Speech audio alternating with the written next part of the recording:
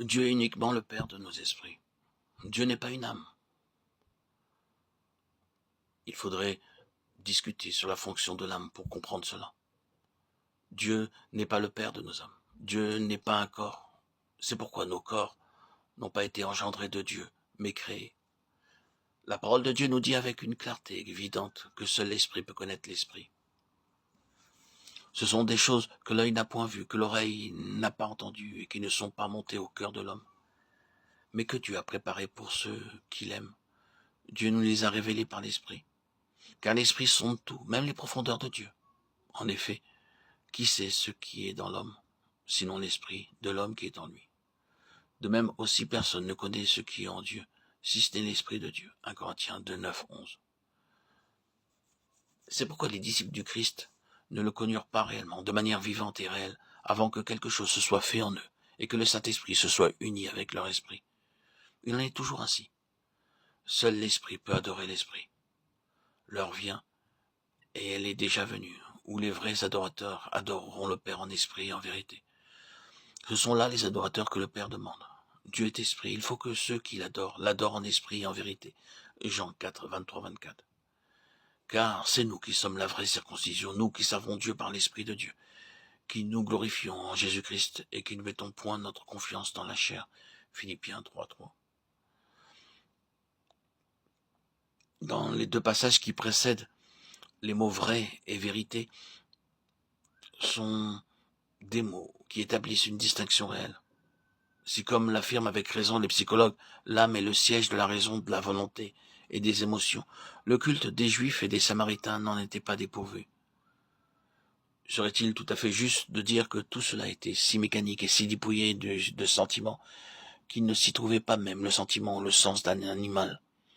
Mais si tout cela était accompli avec tout le sentiment, la raison et la volonté possible, c'était cependant différent de ce que Christ appelait vrai, car l'âme est toujours l'âme et l'esprit est encore esprit. Seul l'esprit peut servir l'esprit, Dieu que je sers en mon esprit. Romains 1, 9.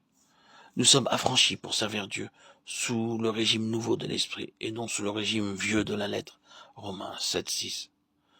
Soyez fervents d'esprit, servez le Seigneur. Romains 12, 11. Seul l'esprit peut recevoir la révélation de Dieu qui est l'esprit. Je fus ravi en esprit le jour du Seigneur. Apocalypse 1, 10. Dieu nous les a révélés par l'esprit, car l'esprit sonde tout, même les profondeurs de Dieu. 1 Corinthiens 2, 10. Comprenons bien que Dieu a voulu être en toutes choses en relation avec l'homme, et qu'il va accomplir tous ses desseins par l'homme, par le moyen de ce qui, en l'homme, était selon son image, c'est-à-dire par son esprit. Mais cet esprit de l'homme, pour des intentions divines aussi grandes, devait être maintenu en union vivante avec lui-même, et ne pas enfreindre pour un seul instant les lois de son union avec Dieu, en se tournant vers son âme ou sa vie personnelle consciente, raison, désir ou volonté, comme étant indépendant pour suivre son conseil ou être influencé par elle. Cela touche au cœur des tentations de notre Seigneur, de même que de la tentation d'Adam. Lorsque cela arriva pour Adam, la mort entra, et la nature de l'homme, selon la signification scripturaire de ce mot, c'est la rupture de l'union de l'esprit avec Dieu. Cela ne signifie pas que l'homme n'eut dès lors plus l'esprit, mais l'âme prit l'ascendant sur l'esprit. Cela est confirmé par tout l'enseignement du Nouveau Testament sur l'homme spirituel. Voyons par exemple 1 Corinthiens 2, 11, 16. En effet, qui sait ce qui est dans l'homme, sinon l'esprit de l'homme qui est en lui? De même aussi, personne ne connaît ce qui est en Dieu, si ce n'est l'esprit de Dieu. Quant à nous, nous n'avons pas reçu l'esprit du monde, mais l'esprit qui vient de Dieu, afin que nous connaissions les grâces que nous avons reçues de Dieu. Et nous en parlons non avec les discours qu'enseigne la sagesse humaine, mais avec ceux qu'enseigne l'esprit, exposant les choses spirituelles dans un langage spirituel.